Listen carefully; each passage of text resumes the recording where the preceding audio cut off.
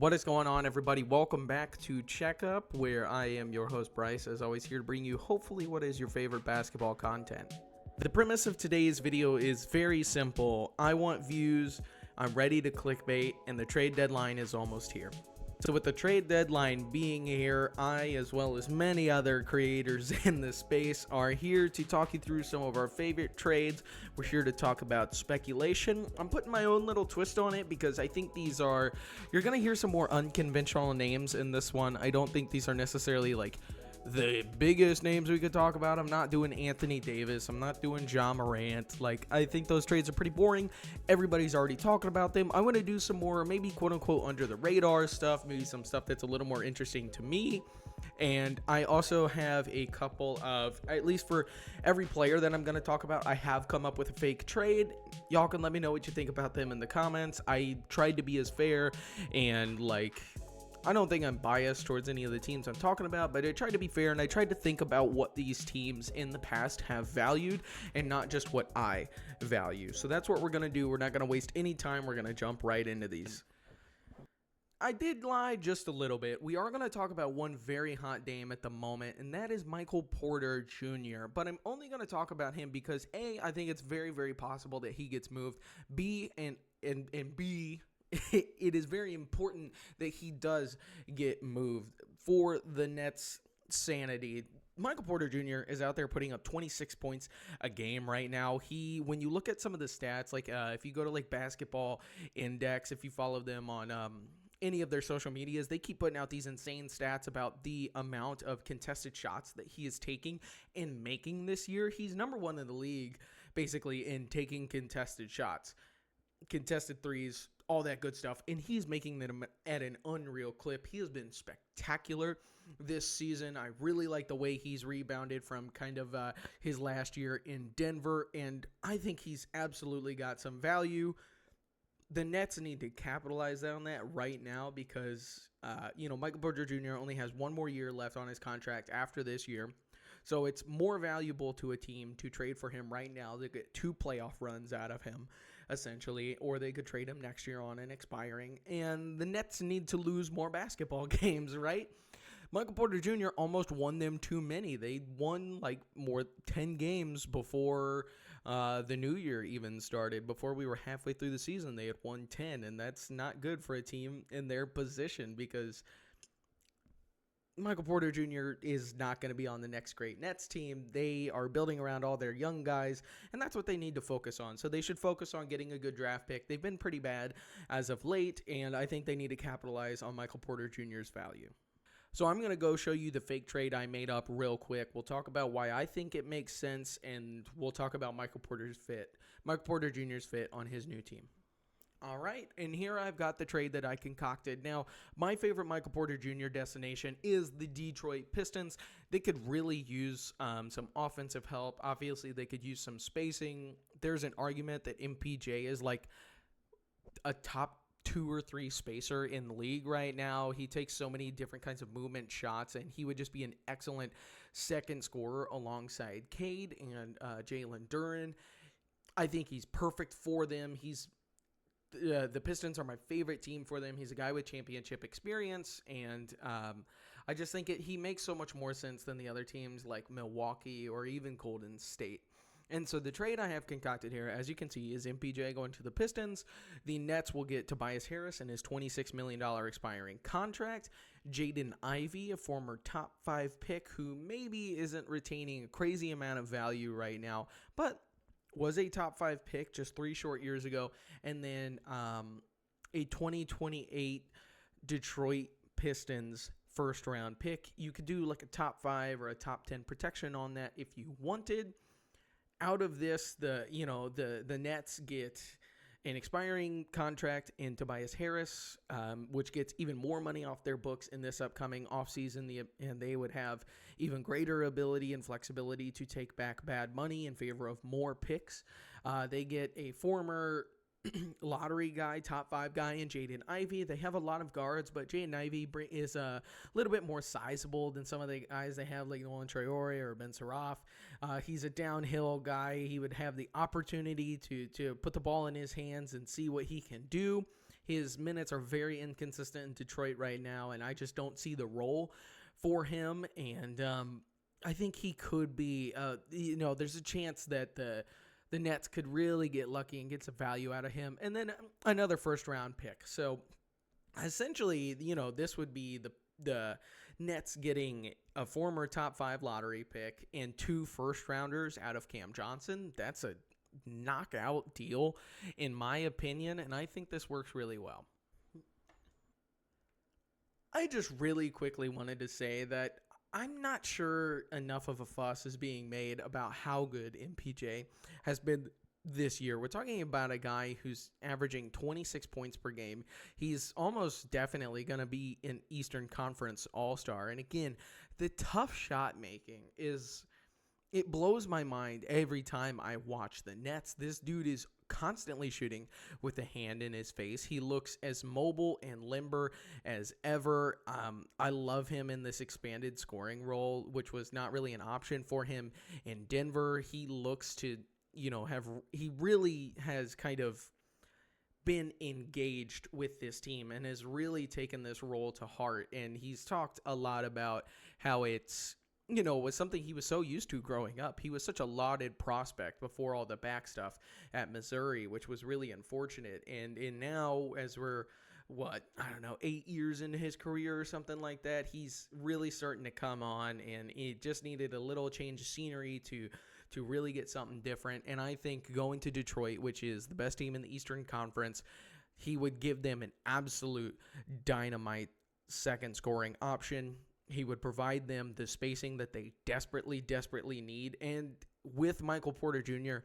on the Pistons roster, they could make the finals. Like, they could very easily make the finals. Now, they might even make the finals without him.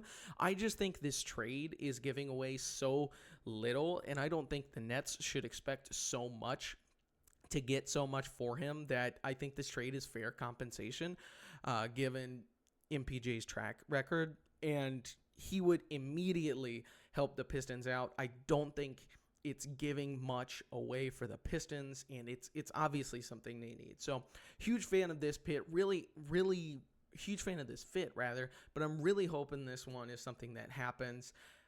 There's not been much conversation or much news or reporting about it, but it is definitely probably my favorite fake trade out on the market right now. I would just absolutely love for this to happen, but we shall see. The next team that we need to talk about here is a team that not many people are talking about, and that's the Indiana Pacers, my hometown team. The Indiana Pacers, obviously everybody knows what happened with him. The very unfortunate Tyrese Halliburton injury in Game 7 of the NBA Finals is one of the more heartbreaking sports moments that I think we've ever witnessed, and now this season, everything's kind of fallen apart without him there, and that's perfectly okay. There was no reason for them to be competitive this year. Thank God they went and got their first-round pick back. They're going to have probably a top 5 pick in this upcoming 2026 draft. And the last missing piece that they need is a center. There's lots of noise and reporting about the Pacers wanting to get a center right now. It's not something they need to do at the trade deadline. They could wait till the offseason if they want to, but they have a couple of young guys, particularly Benedict Mathurin, who are... Benedict Mathurin's on an expiring contract right now, so if they do want to trade him, which reportedly they do, it makes sense for them to try and chase a center at the same time. So it seems very, very possible that they trade for a center at the deadline right now, and I have a couple of options that I want to go over. The first option that we want to talk about is probably the least shiny or impressive name, but it might be my favorite realistic option, and that is the Pacers going out and getting Day'Ron Sharpe. Now, right now, I have this as Jarace Walker for Day'Ron Sharpe straight up. Not sure how the Nets would value Jarace Walker. He's another young guy, but he's honestly having a really bad year right now. It's really unfortunate. It's weird. I don't know what's going on with Jarace. In college, he wasn't much of a three-point shooter at all. He was an absolute powerhouse. He's a huge dude, 6'8", great frame. But in the NBA, he's just become very shot happy, doesn't like to get to the rim, likes to chuck a lot of threes or mid-rangers. It doesn't make any sense because it's not what he was in college, but there's a possibility that a change of scenery is what's needed for him. And, if Brooklyn has any interest, he's a good buy low young guy to me, a former lottery pick, and the Nets didn't seem all that ecstatic about keeping Day'Ron Sharpe just a short year ago. It really seemed like he would leave in free agency, but they ended up offering him more money than any other team out there. And Day'Ron Sharpe is a super talented guy, and let's talk about why. Day'Ron Sharpe is definitely a guy that I don't think a ton of people would be familiar with. This is his 5th year in the NBA. He was a draft pick in 2021 by the Nets, of course, so this has been the only team of his career. He's a backup center, plays about 20 minutes a night.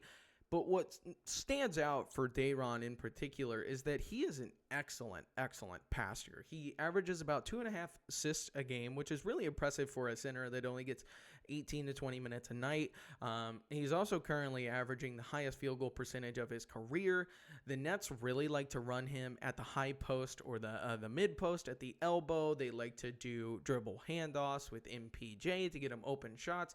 He loves these little shovel passes and whatnot. He loves throwing the ball down low, and Noah Clowney, cuts to the middle of the paint. He's just a really talented passer, and it's a very underrated skill and a very important skill for centers in this day and age to have. And if you watched the Pacers at all last season with Tyrese Halliburton, a passing center would do wonders for them. I'm not saying he'd have this kind of impact, but if he got a lot more minutes, I think we could see him as kind of an Isaiah Hartenstein type guy on offense.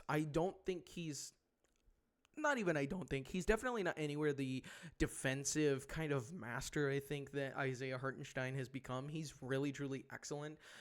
Day'Ron Sharpe doesn't quite have the size to compete as a super high-level defensive center. But, again, the passing is very standout. And in an expanded role, I think he would truly, truly be highlighted with that skill set. So I think he's a super underrated player. I'm not sure what it would cost to get him.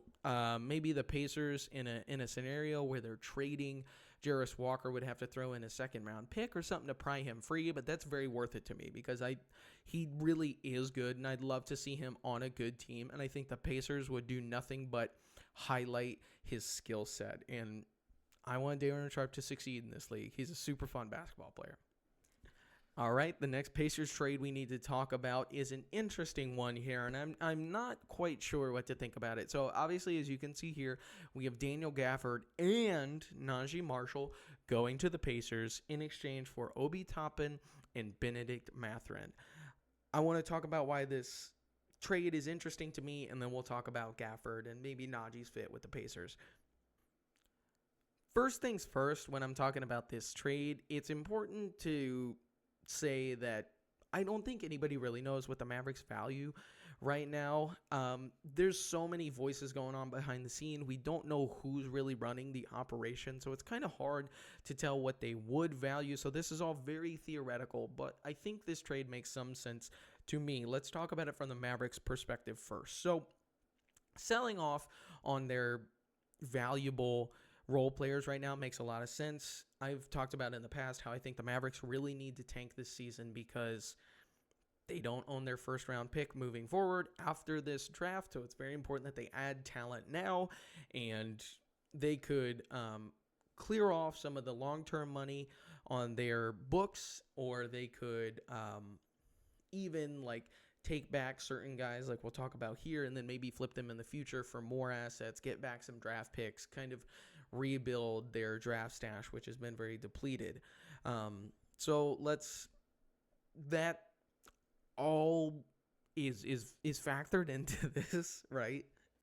So Mavericks should trade off some of their pieces, should shed some of their valuable role players. In this trade, they would be getting back Obi Toppin, who's an excellent floor spacer. And in Indiana, I kind of just don't like the defense enough. I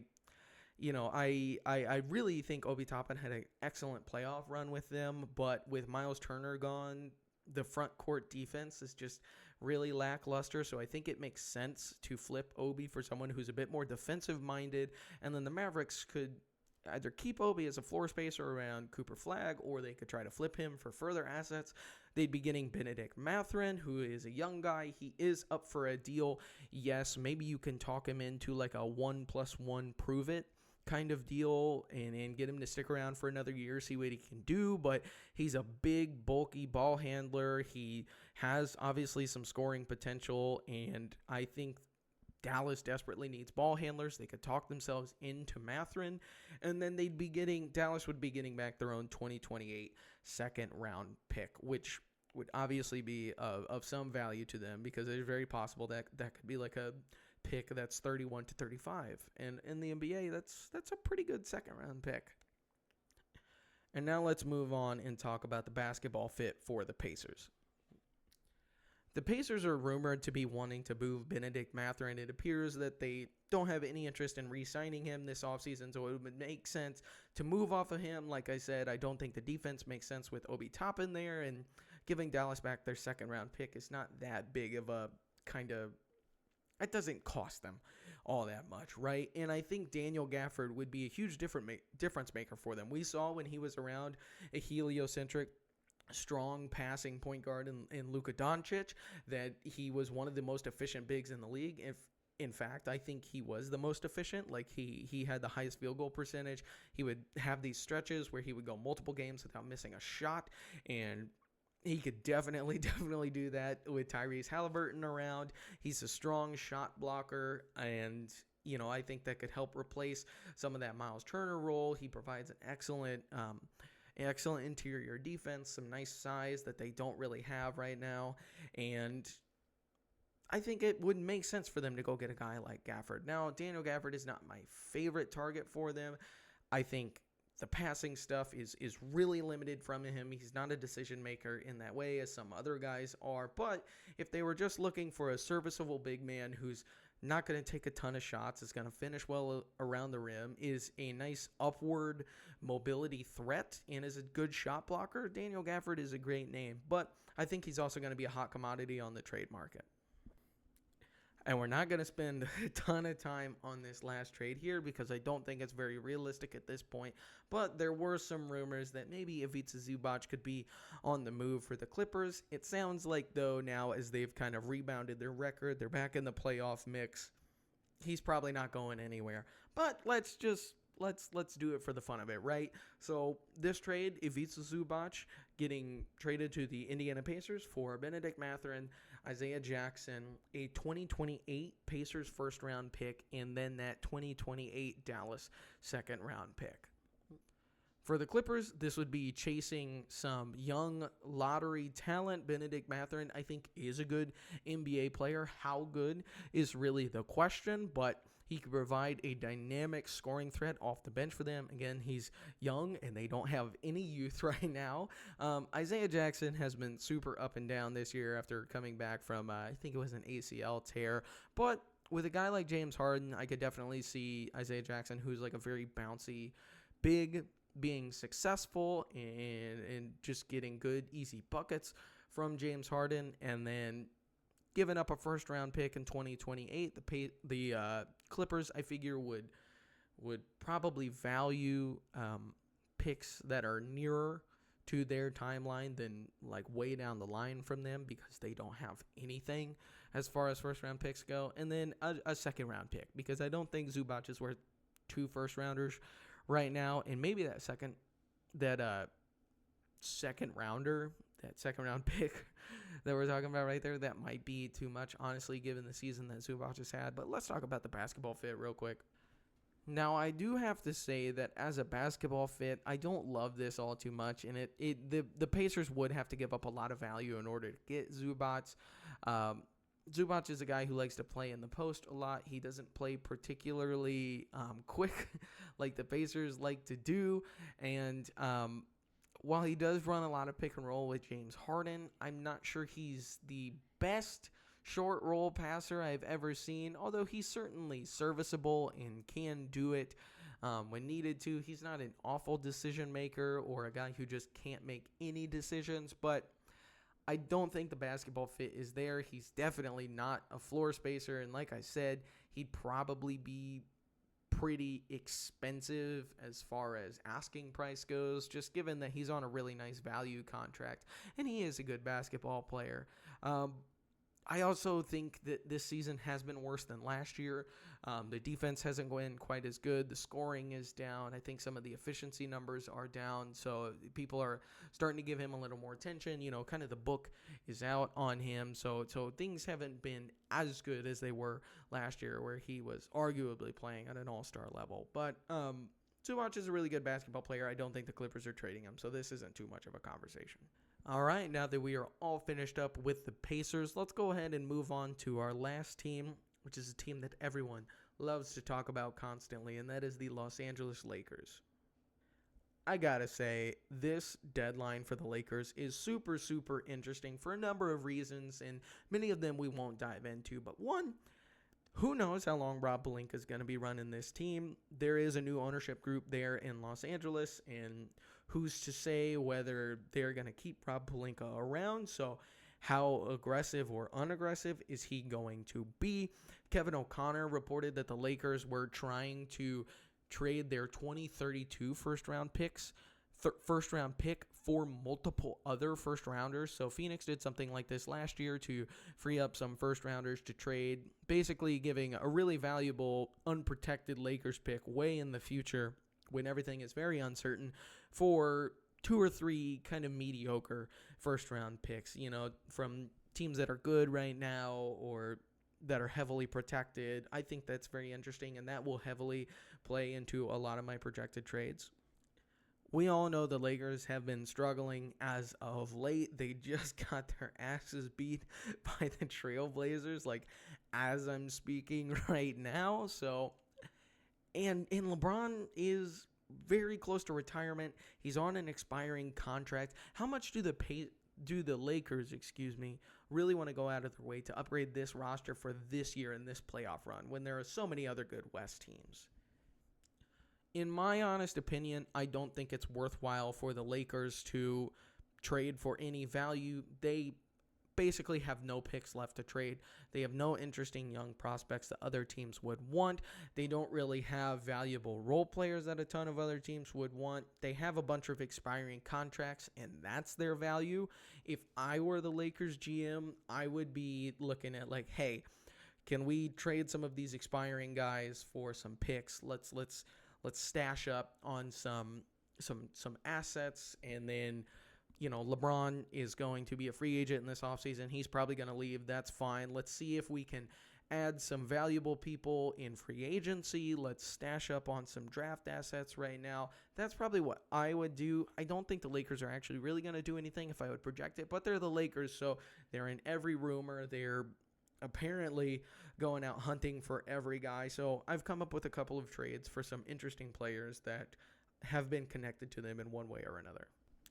Let's start with a weird name first. Now, for some reason, right before training camp, I believe there were all these rumors fluttering about that the Lakers were apparently chasing after Andrew Wiggins. Don't know exactly where that came from. It does make some sense. He's a nice 6'8" athletic wing. He's not having a bad year in Miami, shooting just under 50% from the field, but he is having a good 3-point shooting season, albeit on moderate volume, not high volume. But he would make a ton of sense for this Lakers team as a guy who can play on the wing. Again, he's sizable, more sizable than some of their other guys, very mobile. He's capable of handling the ball if needs be, and is having a good shooting year. And then for the Heat, who knows if they'd want to move off of him, but we do know that the Heat in the past, they don't really value the draft necessarily, and they do value free agency and the ability to be players in free agency. They've always been the theoretical free agency team. So that's kind of what I built this trade around. So as you can see on the screen, Andrew Wiggins for Rui Hachimura and Maxi Kleber works financially. That's almost $30 million of expiring contracts for the Miami Heat. This trade is another one of those things that might be contingent on whether the Lakers can trade a future first for multiple worse firsts, and then they could attach something like that to this trade. They just don't have that as of right now. So I could see a couple seconds or a bad first rounder being thrown into this and going Miami's way. But again, we know that Miami doesn't value draft picks all that heavily. I don't think we need to talk about the basketball fit too much. I think it makes sense Los Angeles is in the market for 3-and-D wings, and Andrew Wiggins is a nice 3-and-D wing. Let's go ahead and move on to another trade that I built out. I do apologize for the length of this video, but let's go ahead and keep chugging along. I think this is a very realistic trade option, and that is going to be Keon Ellis. We'll talk about his basketball fit in just a second. I want to break down this trade real quick. Dalton Connect feels like a distressed asset at this point. JJ Redick hates this guy. The city of Los Angeles hates this guy. It's definitely time for him to get a new home. There was the whole debacle last trade deadline where he got traded for Mark Williams, and then the Mark Williams trade got rescinded, so he got sent back to Los Angeles, and it's just been damaged ever since. Definitely time for them to try and move on from him. Don't know how much value he has, but this is the Kings we're talking about. And then I have the Lakers attaching a little second-round pick. They could protect this top 40 or something if they wanted to. Not sure where Keon Ellis's value truly lies. The Kings seem to desperately want to get rid of him, and maybe they just have too high of an asking price, but I can't believe he hasn't been traded already. But if you're not familiar with Keon Ellis, let's talk about him real quick. Keon Ellis is a really interesting name to me. I was kind of a day one guy with him. He's been in the league, I think, for like 4 years now or something like that. Not too long, and it seems like Sacramento, for some reason, just has never been a fan of him, whether that's Mike Brown or Doug Christie, especially because he's one of the only guys on the roster that seems to care to play defense. He's an excellent defender. He's super handsy, super physical, even though he's not particularly big or long. I just like the way he's very tenacious. He would add a lot of value to the Lakers in that sense. And then he's also a guy who pretty much shoots almost exclusively threes, came into the league as his non-shooter whatsoever, but he shot 44% from three last season. He's currently shooting 36%, but I could certainly see him getting back to that near 40% mark around Luka. He's a really interesting player. He's a low-volume offensive guy. He's not going to put up 20 a game or something like that, but he'll give you a solid point of attack defense with the Lakers desperately need, and he can probably hit some threes every night. So really interesting target for the Lakers here. At least somebody needs to go get him. Please free him from the prison that is Sacramento. The last trade target we need to talk about for the Lakers is a guy who I don't think is actually available, but has always been theoretically available, and that is Herb Jones. Herb Jones is absolutely one of the best wing defenders in the NBA. He's huge. He's like 6'8", definitely has a 7-foot wingspan. Just super smart.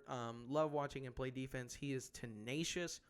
He's a guy that is not really an offensive threat whatsoever, and he has had some injury problems in the past, but he is definitely a guy that is highly valued by the league and seemingly valued by the Pelicans, so I'm not sure how gettable he really is. The way I have this built out is Maxi Kleber and Dalton Connect going to the Pelicans. Again, no picks in here because not sure what the value would be. The Lakers might have a couple bad firsts to throw the Pelicans' way. Maybe that's enough to entice them to make this trade. I'm not entirely sure. But Herb Jones is an interesting guy. He's been connected to the Lakers forever. It feels like. Just not sure if this is a realistic target. I do love Herb, though, and I think he would really succeed against, next to a guy like Luka, a guy who can just get him easy shots. He's not a great shooter, but he can have moments where he gets hot. He's a good slasher, I'd say. He's a good, decent finisher at the rim, and just one of the top 10 wing defenders in the NBA. So would desperately be an upgrade for the Lakers at that position. Wow, this one has been a doozy, a bit longer than I anticipated, and I didn't even get to everything that I wanted to talk about. There are other trade targets that I could have talked about. I think the Rockets are a really interesting player right now. Do they go get another point guard or another ball handler with Fred VanVleet injured and still out indefinitely? Does OKC...